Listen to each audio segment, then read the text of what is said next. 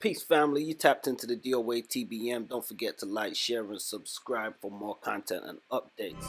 This one's so groovy, baby. Uh, well, even and I don't want to seem hypocritical, because I'm always the first person that I always step out my shit, and this is how I grow so fast. Like I can wake up tomorrow with a and be elevated way beyond where I'm elevated at now. Change with me happens like instantaneously, bro. Like if I put my mind to something and I just like, man, James, flip that switch, that switch flip, you know.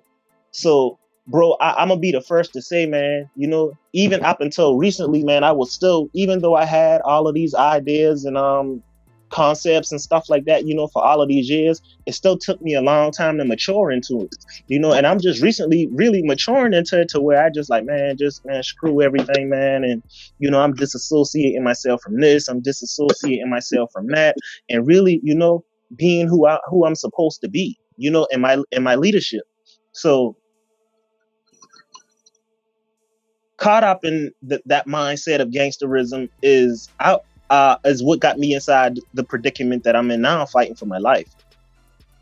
You know what I'm saying? Because had I, listened to the people that was trying to guide me aright, and I'm not gonna sit here and say that there was nobody trying to guide me aright. I had my aunt that was trying to guide me aright. My daddy, even though he's was caught up with what he was caught up with, he still tried to guide me aright. My mom tried to guide me aright. I had people from orphanages and group homes that I've been in trying to guide me aright. I was just rebellious. Again, I was more attracted to what I was assimilating. So and even being back here for a long time, bro, I was still a part of the problem, bro, and even though I had all of this productive stuff going on, still trying to, man, somebody asked me one time, and I had a situation, and I was leaning up in the threshold of my door in this dorm in particular, and this guy, he's drinking some wine, but he's looking at me back and forth, and I'm watching him look at me back and forth. So he ended up walking around, and we never talked, but we still had we had a cordial rapport. So he walked around the top tier and he came towards my room and he stuck his hand out, and he been like, man, peace, G's, man. He said, man, what's up, bro? And right here cooling out. And he was like, man, I just got a question, man. He said, I want to ask you something, man. He said, man, why? And he said, man, don't take offense to this, bro. But he said, man, I want you to think about this, man. He said, why every time something happened, the first thing come to your mind is kill? This is always your first response, bro. He said, man, I fuck with you the long way, bro. But he said, think about that. He shook my hand and he kept it moving, drinking his wine. And that stuck with me, man. You know what I'm saying? And it done been so many situations that it wasn't even necessary for me to respond how I responded. And I don't even want to sit in this interview, man, and even, talk about some of the things that even happened along the way, because I don't want it to seem as if I'm glorifying some of the things that I did, and even if I said some of the things that I did since I've been back here, people probably be like, man, he lying, ain't no way he was doing those things. And I'm one of the smallest. I've never been over 142 pounds in my life.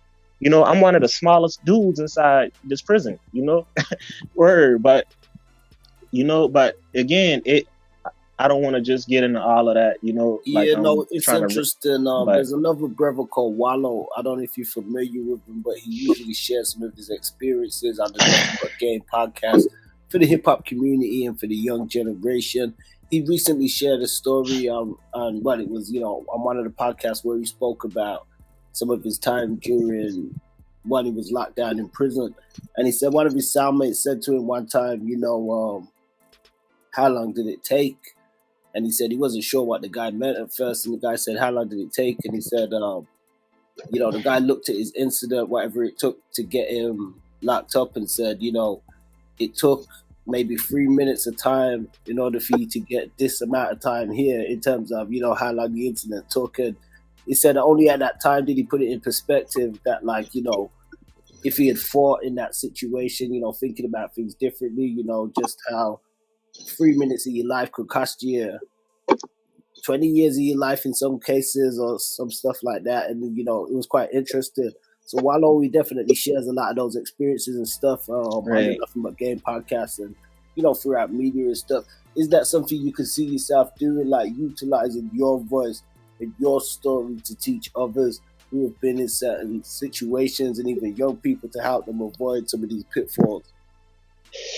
As far as Wallo, man, I meant to background him, man, and look up, man, who he was, but I'm familiar with him, but not in depth,